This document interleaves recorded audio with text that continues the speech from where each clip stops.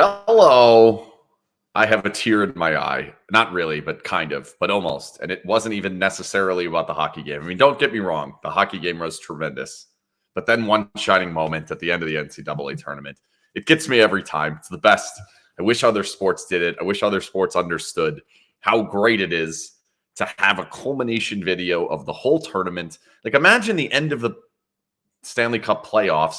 We had a whole 3-minute video with the same song every year, and the song is amazing. And fucking one shining moment is the best. And happily, there were no sad Mizzou moments. Thank you. I thought for sure we were going to get a crying Missouri Tiger losing to Princeton. We didn't get that. Thank you, CBS, for not doing that to me. Just one Noah Carter dunk. I'll take it.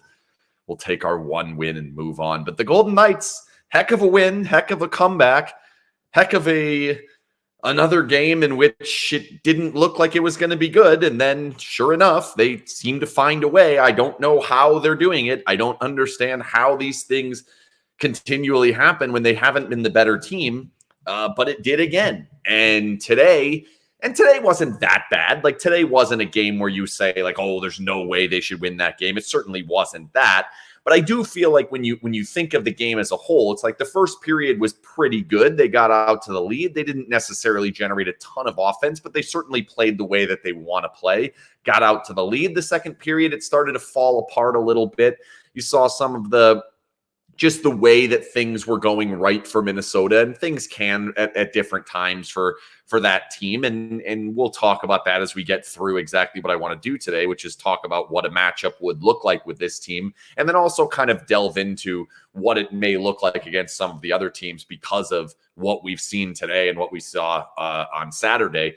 And so the third period is the one that I think kind of bugged me. And if you take out the last minute basically, and I didn't even think they were that good on the 6-on-5 situation. It's kind of a hope pass into the middle. I don't even know that Carlson's necessarily trying to stop that up for Dorofiev. Dorofiev just has the magic touch at the moment. Wherever he skates, the puck seems to get there. It's pretty unbelievable. And I mean, ride that as long as you can. I've been saying I'm not fully buying into Dorofiev. I don't know how you can't after this game. Like, it's not possible. He's doing enough. He's doing it in all three zones. He's doing it from different areas of the ice. He's certainly not a defensive liability at the moment. Like, there's no way at this point a Kolizar, a Cotter, a Howden, and a Matteo, like any of these guys can play over Dorofiev. Like, he absolutely has to be in the lineup. And that has to go for at least the next 5 games. And let's see how consistent this can continue being. And then we'll make that decision come time in the playoffs. I think we were at a point there where he had come out of the lineup, and had Stevenson not been sick today, it's possible that he doesn't even play again tonight. Or maybe he goes back in and Cotter comes, or he goes back out and Cotter comes in. I don't know. It's at this point, you got to use the 5 games. Like, he's clearly not going to hurt you. I mean, I think that's as clear as can be.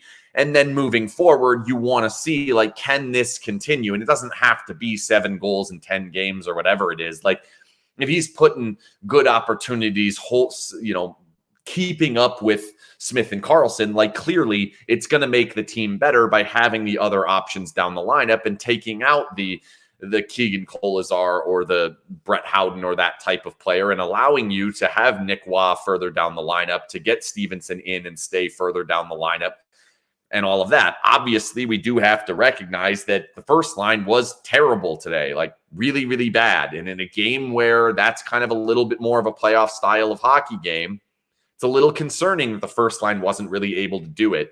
And I'll just jump right into the main. I've been teasing this for 3 days now, why I'm so much thinking that the Golden Knights have a great chance, if not would be a heavy favorite against Minnesota in a postseason series, is because of the way that they do the one thing that makes them really, really dangerous to play against. And that is hold pucks in the offensive zone. It's something Cassidy talks about a lot. It's something they do certainly against the bad teams. We really see it come out against the Anaheims and Arizonas and Montreals and these types of teams, where the puck gets into the offensive zone. And they cycle back and forth. They get these opportunities. They're recycling. They're getting chances inside of the circles. And it's just constant pressure time and time and time again. And what it does is it bleeds into every other piece of what they're trying to do. And that's why I'm excited about a potential matchup against Minnesota, which it appears would likely be in a Western Conference final if they can get there. And I think if you're a Golden Knights fan, that's what you should be cheering for on the other side of the bracket, is for Minnesota to get there. Because the issue Minnesota has, Bruce Cassidy brought this up in the last press conference. I asked him, why are you able to control the puck better against this team than you have against many other teams? And he said, look at their right side D. And those three players are Matt Dumba, Jared Spurgeon, and John Klingberg. All three of them are not the biggest guys. Certainly Dumba and Spurgeon are a little bit smaller. Klingberg's not tiny, but he's not a big guy. He's not a menacing guy. He's not one of these, Jamie Alexiak type players, Braden McNabb, the Desharnais kid in Edmonton. Like, he's not one of those.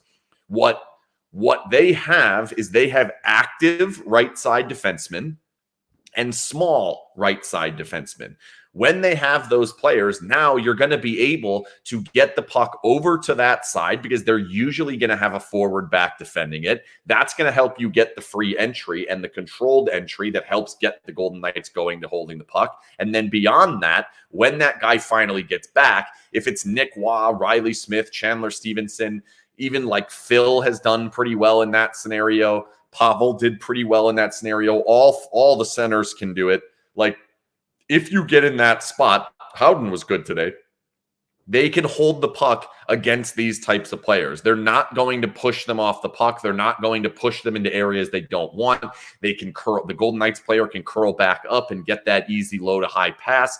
It gives a lot more options, and it really makes the Golden Knights so much more multidimensional offensively when they can do that. When they're playing against a team that smothers them and does push them off the puck, we've seen it against teams like LA.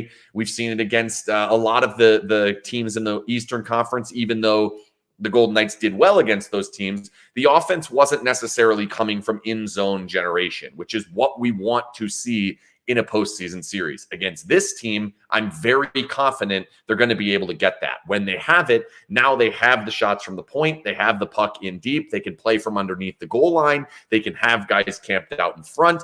When they turn it over, they don't turn it over in a way that gives a free breakout the other way. Like, it gets the forecheck going. It all kind of goes downhill when they get that going. And I'm going to write a little bit more about it. Maybe I'll try and pull some clips of some things that made it look good.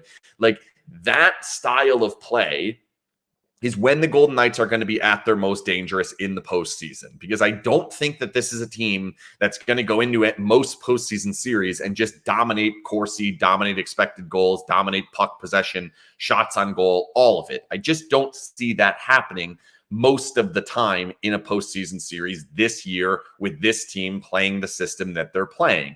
So what you would like to see is they have purposeful offensive zone time. When they're in the offensive zone, it's either transition chance that they generate a quick chance right away and potentially score off of that. They're very good off that. Unfortunately, didn't score the one in overtime, but that's okay. Or they're able to really wear down the best players of the other team. And this is why a lot of people have asked me about Kaprizov and saying, okay, well, this team they're not the same without Kaprizov. And I would agree, but he's not going to help fix the problem that Minnesota is going to have and has had against the Golden Knights so far this season. Like, we're talking 3 games now. It's been the same thing each and every time. Minnesota cannot get the puck consistently.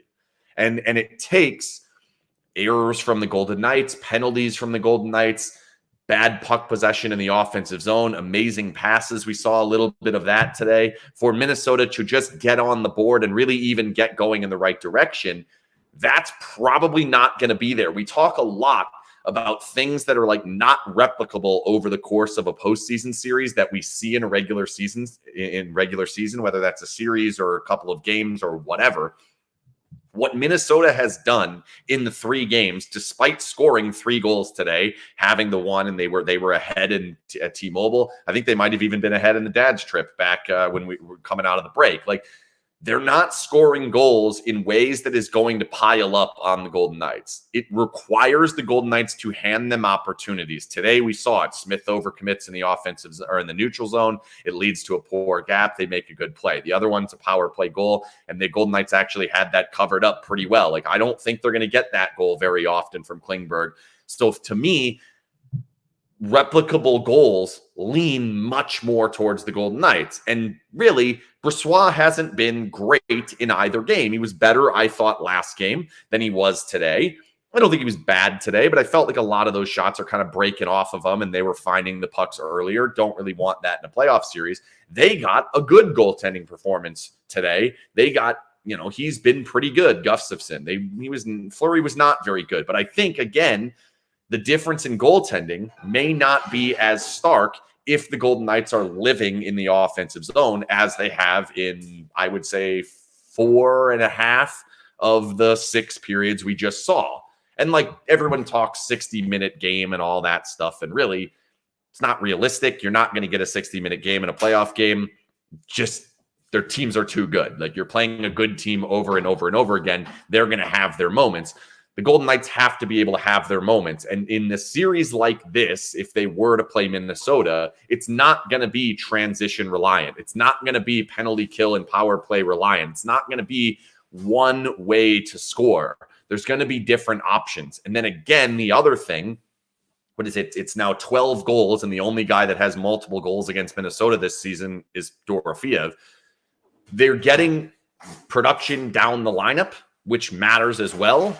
But before I talk about that, I'll tell you that tax day is coming up. It's April 18th or 14th or 18th, 15th. I don't know. It's not that far away. I have it written down, and I should probably get it right.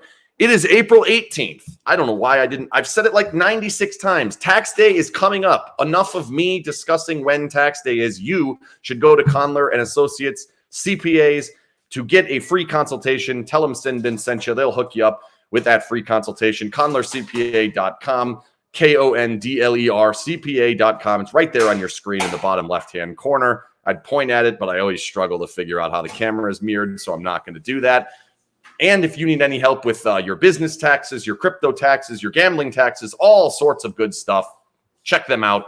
We're going to be doing a ton more of these as we head to the playoffs. I do a Periscope or Twitter space after every single game, and that's going to continue in the playoffs. Starting, we're only like 2 weeks away from that. So that's pretty cool. As far as depth scoring, when you look at the lineup that Minnesota has, obviously everybody knows my thoughts on Ryan Reeves. The fact that he's in the lineup is embarrassing for a playoff team. I'll stand by that. He was terrible today. He was terrible last game. He's going to continue to be terrible. But it's the rest of the players, the Oscar Sundqvists and Freddie Gaudreau. Duhaime was decent today.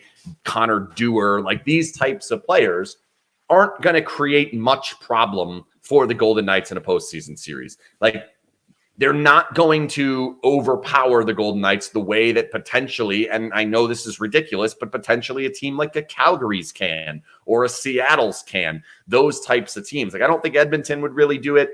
LA could potentially do it. I think this is a team that Colorado, certainly Dallas as well. I don't think Minnesota is a team that we're going to worry about depth scoring. I actually think the Golden Knights are the deeper team. They're deeper at defense. They're deeper at forward. They don't quite have the Kaprizov, and I think Boldy's getting to a point where he's pretty unreal and a problem. But I think depth-wise, and you've seen it to this point, goals come from all different angles for the Golden Knights against this team. And I think that actually will continue in a postseason series. It's not like the one game 2 days ago where you're like, whatever, they're getting goals from guys that'll never score. Like, that's a one-off. I don't think so. I think when you look at where the shots are coming from, and you're looking at every single guy getting a shot attempt in a game, when you look at how much puck possession the Golden Knights have, you start to feel more confident that eventually some of these are going to happen in better opportunities than most of these players normally get. Brett Howden's going to find himself in front of the goal more often against this team because they're holding on to the puck and because they're taking different players out of the position that they want to be in. That's why, again, I really like the matchup with this team. And it does, of course, if it is Minnesota, come off both teams having 8 playoff wins. We might feel a little bit different about Minnesota at that point. But if the Golden Knights have 8 playoff wins to that point, we're going to feel pretty good about their ability to hold the puck in the offensive zone, to not allow these transition chances, to minimize penalties. I think that's something that they're going to have to do against the Minnesota as well, especially if Kaprizov's in the lineup, is you need to minimize those penalties. And today, not as good on that one. Last game, a little bit better. I think they can do that in a postseason series, especially later in the postseason when we start to see less and less of the penalties being called. So Chandler today, I don't know what's going on. The illness, whatever it was, it ends up being a blessing in disguise, because I don't think Dorofiev would have played tonight if not for Stevenson being out. So ends up being a good thing. As far as Stevenson, to me, it's time to get him to the wing. Like, I think this is an opportunity now to look around at what different options we have. Bluger seems to be perfectly fine as the fourth line center. I don't even mind Howden as a fourth line center. It would be nice if Waugh can be the fourth line center, but Stevenson has to be much better if that's going to be the case. I just don't know that we're necessarily going to get that in these last 5 games. So I think at least to begin the postseason, you probably want to find a way to get him back to the wing and utilize Bluger and Waugh as the centers. And I think you're going to get a little bit more out of him, or at the very least, it's going to put him in a lesser important role to where they're going to need offense. When we get to the postseason, we can't have days like they got out of the first line. Like, I don't think they're going to win many playoff games getting the effort. Effort's not the right word. The statistical effort, I guess I'll say. I don't even know how to say it. Whatever I'm trying to say, from the first line. Very few shots, very few opportunities, not much going their offensive end. When they were getting it, they were getting hemmed in the other way. Like, it just wasn't good enough. And again, like I said, Eichel makes the big time play. Eichel ends up scoring in shootout, his first as a Golden Knight, which is a weird number because he's actually pretty darn good at it. And he hadn't had one for the Golden Knights. So for him to get that one was certainly good. They need more out of that line. And to me, in the final 5 games, I think I want to move Barbashev around. Like, I'm not all that concerned with how the line changes are going to affect the way that these next 4 or 5 games go. If the Golden Knights play well, Stevenson's up on the first line, Barbashev's down on the third line. Whatever. Yeah, performance. There you go. Output. Sure. All of these words. Good job, Nick and ATS. All of that. Like, I don't like the fact that they acquired Barbashev, put him on a line, and have just gone with it. I think the line's been fine. Like, I don't think it's been bad. I don't think it's been amazing. It's probably been a little bit above average. I know that the goal score number are way above average, but the advanced metrics aren't good enough to me to just leave those guys in that role and not deal with any of it. And the answer to mix it up, why at this point? Because these games right now are nothing compared to the games that they're going to play 2 weeks from now.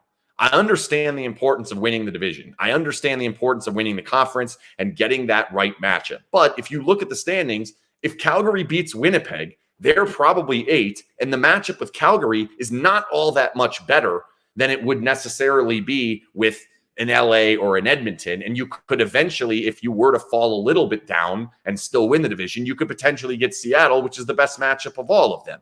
The reason I want to mix them up, okay, John's right. Why not mix them up? Here's what I'm saying. The reason I want to do some of it now is because I think there's different opportunities that are going to come up as we move through the postseason. There's going to be chances where Eichel's maybe not on his game that day. There's going to be days where they really need Karlsson defensively. There's probably going to be days where the Dorofievs and the guys that you're getting some of these depth scoring roles from aren't necessarily going to be there. I'd like to see, what does Stevenson look like with Eichel and Marchessault? What does Barbashev look like with Karlsson and Smith? What can Dorofiev continue doing what he's doing on a third line, say with Stevenson and Kessel? Or can you find a way to kind of mix some of these guys around? I even wouldn't mind an opportunity of playing maybe one extra defenseman on a given day, because there are times where I feel like Haig can get exposed. There are times where I actually feel like Hutton's offense has been beneficial. I think we're probably going to be looking at an injury at some point during the postseason to a defenseman. It would be nice to continue getting reps to a lot of these guys. I'm not saying all of these have to happen in the next game or the following game or whatever, but I'd like to see some different options so we're not going into the postseason saying Ivan Barbashev has only played with Jack Eichel and Jonathan Marchessault. What if that doesn't work at some point? What if that doesn't work after 2 periods of game 1? You don't really have the opportunity to go away from it. Today was a good example. I think he would have gone away from it had he had different tools in the bag to say, actually, we've had success with Barbashev, with Smith and Carlson. We've had success with Barbashev, with Waugh and Kessel, or some whatever combination it happens to be. I would like to see some of that moving forward. As far as the injuries, I know I saw a couple of them. We did not get much of an injury update on Thompson or Hill today. The question was asked about who's starting in goal the next couple of games. Basically, Cassidy only wanted to talk about today and tomorrow. Today, obviously, was Brossoit. Tomorrow is supposed to be Quick. I would imagine Quick will get that start. It's going to be awfully difficult for Quick to get the starter job back at this point, especially off of solid game from Brossoit. He wasn't great, but a solid game today. So Quick's going to play, and then we'll see. He said we're going to wait to see, are those guys skating, is basically what he said. Are they skating when we get back? And I don't know if he's hoping that that's possible or that means they haven't yet. I would have guessed that does mean they haven't yet as of April 3rd. My thought is at the best, you're probably getting Thompson back for maybe 1 or 2 games at the back end. And I think it would be the Dallas game and then the last Seattle game at the absolute best. I'm not even sure that's going to happen. I think we're probably looking at going into the beginning of the postseason with Brossoit as the starter and a fairly quick hook to end up putting Quick in there, depending on what's going on. And then you funnel Thompson in if you end up getting healthy. I've said it before. I don't think Carrier is going to play at all the rest of the season, regular season or postseason. I just don't expect that to happen. I do expect to see Mark Stone on the ice with the team in practice at some point. I think he would like to give it a go if they get far enough into the postseason. We'll see. It does seem like they're keeping the door open there. I'm not sure that we're actually going to get to see it. I don't know what kind of Mark Stone we're actually going to get. I don't know. And then the other one is Theodore. I've heard mixed results or mixed reviews on Theodore. Like, it sounds like it's not horrific, but there's also fear that it's not getting better or whatever it happens to be. I don't even necessarily know what it is that happened to him, but there was some hope that he could play a regular season game. There was also some belief that he'll certainly be there for the first postseason game. And there's also some belief that potentially he will not. We'll see what ends up coming of that.